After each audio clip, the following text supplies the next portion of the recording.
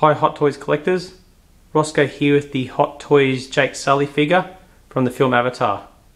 Now ever since I saw the prototype pictures released by Hot Toys last year, I thought it was absolutely awesome and a must have in my collection. Ever since I saw the film, I always hoped that Hot Toys were going to do an Avatar figure, and I was pleasantly surprised when they announced that they were doing it. Unfortunately it was delayed by a few months for reasons I'm unsure about. But thankfully it came out in Hong Kong last week and I was pretty eager and excited to snap it up as fast as I could. So it arrived yesterday and I have to say it doesn't disappoint. It's an excellent looking figure. However, there are a couple little issues that I'm going to discuss, and I know a few people worry about the joints, which I'll get into as well. So there's plenty to discuss, so let's get in and have a look at the packaging. Now here we have the slip cover for the Jake Sully box. Has a glossy front with, I have to say, not a very good picture. It's very grainy, doesn't have a very high resolution, you could say. It's very large. I think Hot Toys have done a bit of cost cutting with this. For the figure that they've made, I don't think it does it justice. It's very plain and boring, to be honest, which I don't say that very often about their boxes or their packaging.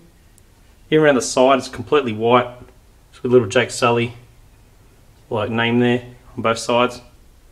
So yeah, I would like to see maybe some metallic parts, some raised parts. Would have been nice, you know. They just really haven't done the figure justice, and I feel a little bit skimped with the price that we pay for these figures, or that people are going to pay for this. The shipper box was unusually thin as well, which caused a little bit of wear or creasing on this box, which I thought was strange. And when I undid it, this was completely surrounded and wrapped up in plastic instead of the usual tissue paper, which I feel is a bad idea. What it did was conceal or suffocate the packaging with moisture. Now that caused the box to warp slightly and sort of ruined the unboxing for me, but overnight it actually has returned back to its original sort of texture, firmness and shape. So I'm happy now, but yeah, I don't think Hot Toys should continue to wrap their figures up with plastic. Anyways, the inner box, nothing special once again, very grainy picture. Looks like it's done out of a home printer, to be honest. You got the credits there for all the people that worked on the figure. If you turn it around, here's the window to show where the figure sits with all its accessories. As you can see, all the warping there. Right, that does that on other figures as well, other figure boxes I've had, so that might be the cause of the plastic, but I still don't think they should do it with any other figure. I just expected a lot better, to be honest, with this pricey figure. And because Jake Sully is quite a heavy guy, especially with his base and his size, you want something very solid to hold him. And obviously because his packaging is very flimsy, the figure shook it around a little bit, I feel. So anyways, accessories. The thing I like about this figure also, pretty much what you see is what you get. Everything that's an accessory is included on the figure. Nothing's really left behind in the box sitting and doing nothing. It comes with an instruction sheet as usual. You get your spare hand pegs there. You've got your two hands, you've got a spare right and a spare left. The right ones are the ones for grabbing the gun and the knife, and the left two hands are more of the relaxed sort of look. Here's the gun, which is hard to get a sense of scale when you see it in pictures, but it's absolutely massive. Pick it up here, sort of see the length of it. This little section in the middle here moves. Got all the detail on the shaping of it. I haven't actually posed him with it yet. He looks really good with it though. Having trouble deciding how I want him because he looks good in absolutely every pose. It is a figure that poses really well. So they've done that very well. Now, when you open him out of the box, he's absolutely smothered in plastic, sort of to protect him. You have to take it off his head, his hair, his tail, his arms, the sash here in the middle, that green thing, off his legs. It's absolutely covered in it. So once you get that off, you'll notice that a few of the accessories are already assembled onto him. So you'll already have the headpiece or the crown on the head sculpt. Hot Toys say that's not removable, but if you didn't want it on, you probably could get it off. I don't think it's glued on, but if you did get it off, you probably will never get it back on again because you'd probably stretch it or break it. But the head scotch should stay okay if you really wanted it off. Another thing he has on him, already in the packaging, is the cummerbund. Now in the instructions it says how to assemble that, but it's already done for us. Now the detail on that's really nice. Covers up the central joint very well, so it conceals that. Another thing that comes on him is this sash. Now it comes with all the beads and stuff like that. That's absolutely covered in plastic. You have to undo the tape and peel that off as well. So that looks really good on him. The contrast next to the green and blue, sorry. And his shin guards are already assembled or pre-assembled onto the legs. And the left leg has the feathers hang off it. So they look really good. Now the loose accessories that you have to add to him are the neck collars. You have the tribal one on the bottom, and you have the sort of human sort of intercom version on the top, how they speak to each other. That's got all like sort of small writing and text on it, branding, and it's very well done. So you have to remove the head to slide them on. You have this sort of fabric strap which has a button on the back, one of those click buttons, and that holds the knife sheath. So what you have to do with this, it's held on by Velcro. So if you're getting this figure, be very careful that you don't lose this. It doesn't sit on extremely strongly. So push that back on like that. So just rest like that. Now also you get the grenade belt, which is attached on the back by 3 of these clips. So it takes a little while to get that on. It's not too hard though. Didn't have many issues with that. Other things you have to slide on are the sort of arm bands. You've got the plastic one there and a woven feathered one on both sides. And on this arm you have a wrist gauntlet. Now to put all those accessories on, you have to remove the hands and slide them all up. Also you get the knife, which looks pretty cool. It looks small compared to his body, but if you put that on a normal 1/6 scale figure, human type body, actually it looks quite large. Yeah, so overall they've given you plenty of accessories that he has in the film. Now we'll have to have a look at the head sculpt here, which I think is absolutely amazing. The eyes are done exceptionally well. I think they're absolutely perfect. They've got that glassy glaze look in them. They look real, like they're alive. You've got that greeny yellow iris with the black pupil. They've done, to absolute perfection, I feel. It's an amazing job. You got a little dotting on the nose, the war paint. I'm glad that they did the Jake Sully in the warrior version with his mohawk. I think that's the best looking Jake Sully throughout the film. So I'm glad they've done it this way. The ears are well sculpted. Got that pink that blends into the blue, almost like it's airbrushed, so they've done that really nice. And you've got that little earpiece there, plenty of detail on it. Yeah, so it's absolutely amazing. I was hoping that the little dotting over the figure would glow in the dark like it does in the film, but I was probably hoping for a little bit too much there. That's not the case. It doesn't do that. Now with the hair. The hair is absolutely awesome. So you got this sculpted section on the top, the mohawk. Then you have the beaded section of dreads under the bottom. You have the woven plaited sort of nylon fabric dreads, which you shouldn't play around with too much because they could fray and frizz out, which one of mine did when it came out of the box. It was already like that from the factory, so what I had to do was singe it with a lighter so it wouldn't fray any further, but luckily is one of the smaller dreads right at the back of the hair, which is completely covered, so it's not much of an issue, thankfully. Then you have these feathered areas here. You have 2 strips that hold feathers, or colours. Now, Hot Toys is saying these are all individually handcrafted, so every figure is going to be unique in their own way because they're all custom done by hand. So that's a good thing. We're not going to all have the identical Jake Sully sort of look. Yeah, so overall I think the head sculpt's perfect. They couldn't have done a better job. Absolutely outstanding. Now the body, as people have been talking about, it has the combination of rubber and hard plastic. The torso is got like a shell underneath, but it's coated with soft rubber, like a rubber skin. The goes down to about this section here, and everything else, the arms, the belly, the legs, are all hard plastic. So I was actually wanting the body to be completely rubber, especially the arms, just like the Ape Sapien figure from Hellboy.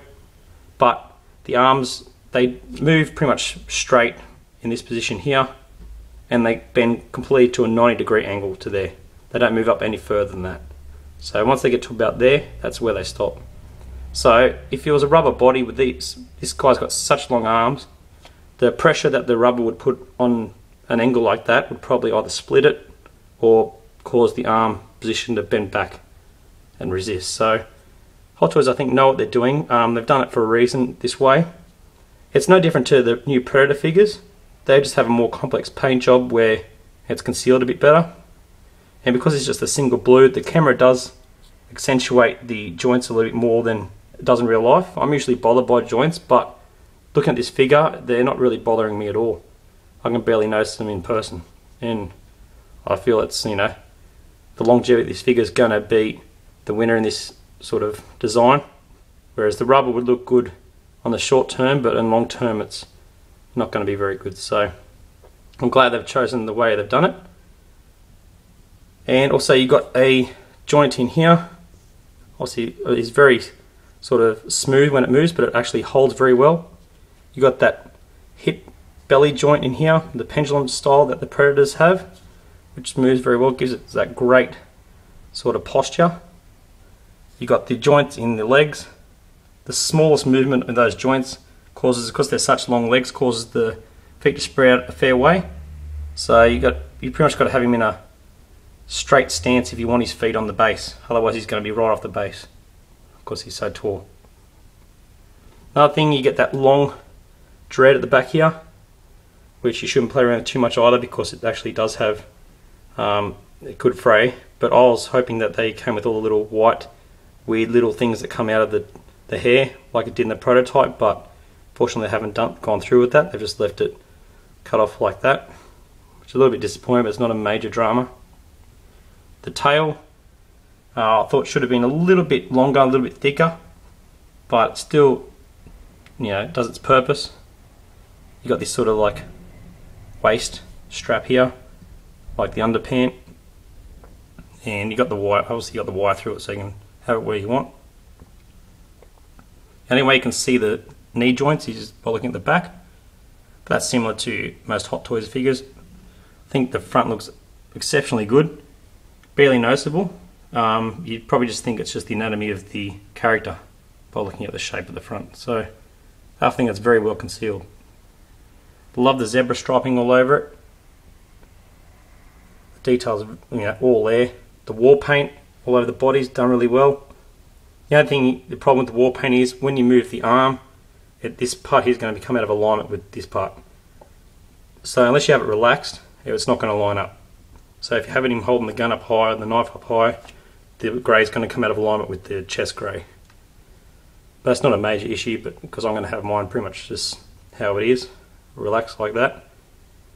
But yeah, I can see how people might get a little bit annoyed with that, but you can't really help that. That's just part of the design. Now, the movement in the head, you can move left and right, up and down. You can even tilt it on an angle. So there's quite a variety of movements you can get out of the head over the neck. The neck moves in a joint in here as well. They all seem to be connecting into a central part into the body. Sometimes I've actually moved the arm and it's actually tilted the head out of position by just moving the arm in certain points. So not sure of the structure of it internally, but they all seem to be linked somehow. But the joints are very stiff, but they are very smooth. So it's quite nice. Now, also the feet, I'm glad that they removed that annoying little joint that they had in the prototype. As you can see, you know, they may have seen in the prototype image, if that got loose, the figure's just going to topple over all the time. So I'm glad they've kept the feet as a single piece. Looks really nice. And also the stand comes with the black clamp with the clear stem, which serves a purpose, holds the big guy, which is 19 inches, in a good spot. However, I'm not sure about the rubber that's on the clamp. if the longevity of it, if it's going to peel off or break or stick to the figure. So I'm probably not going to have it on there for too much longer. I'll find another way to stand him up, and I think they should make them clear. The black takes away from the figure a little bit too much, draws too much attention to the clamp. So hopefully if they do, then they can make them clear. Now the display base looks really good. It's slightly different to the prototype. You got the same sort of light up pieces here. You got the ground. I think they've added a few more of these blue type plants, and in the prototype these only light up. I thought they were going to have individual bulbs behind them, but they don't. What they've done, which is I feel is really good, just turn it on here. As in the film, wherever they stand lights up the ground. I think that's a good thing that they've added. I don't think there's individual bulbs behind this, but I think there's one central bulb in there that which lights up the whole lot. And even at night these little blue ones light up too. So I think they've done an excellent job of recreating the sort of the flora and ground from Pandora. So yeah, very nice. So a couple of things they've changed for the good. A couple of things they've, you know, skimped out on, but overall I'm happy with the figure. Obviously the box was a little bit disappointing, but we're not here to buy the boxes, you know, just for the box's sake. We're here for the figures. But the box will end up going in the cabinet anyway, and you know, I'm just here to see the figure anyway. So it would be nice to get something really displayable, but in the end we don't display them with the boxes.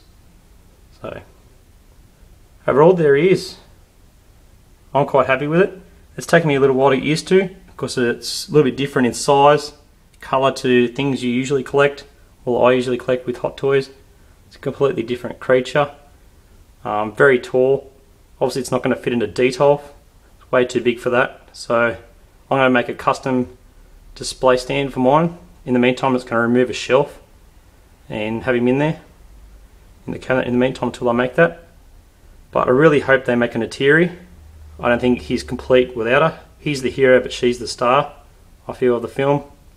I'm not sure if it's better to have her in the warrior version either, or just plain. I'll be happy with either. So hopefully this guy sells well and Hot Toys decide to make an Atiri. I think that's all they need to do, to be honest. Hope they just don't end it at, you know, with this guy. So overall, very happy with the figure. I think it's absolutely great. It's almost borderline a statue, just how it stands. And even the missus, you know, she came in, you know what they're like, boys, they just hassle you about your figures, you know, taking up too much room, wasting too much money. She never usually pays too much attention to my stuff. She came in and said how awesome it was, and I thought she was being sarcastic, but she was actually being serious. She stood and admired it for 10 or 15 minutes. So I think that's saying something. She's really happy that I actually bought this one, which is quite strange. She's never done that before. But overall, yeah, excellent figure. I'm glad I bought it. He's worth the money. It's a little bit more expensive than the Joker. I think it rightly so.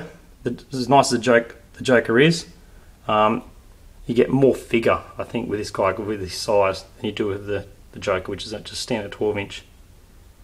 But yeah, I'm a fan of the Avatar films. Very glad to have this in the collection. They've missed nothing. It's perfect. Looks exactly like the character, Jake Sully. And yeah, so hopefully they do an Atiri. I'll be looking forward to getting that if they do.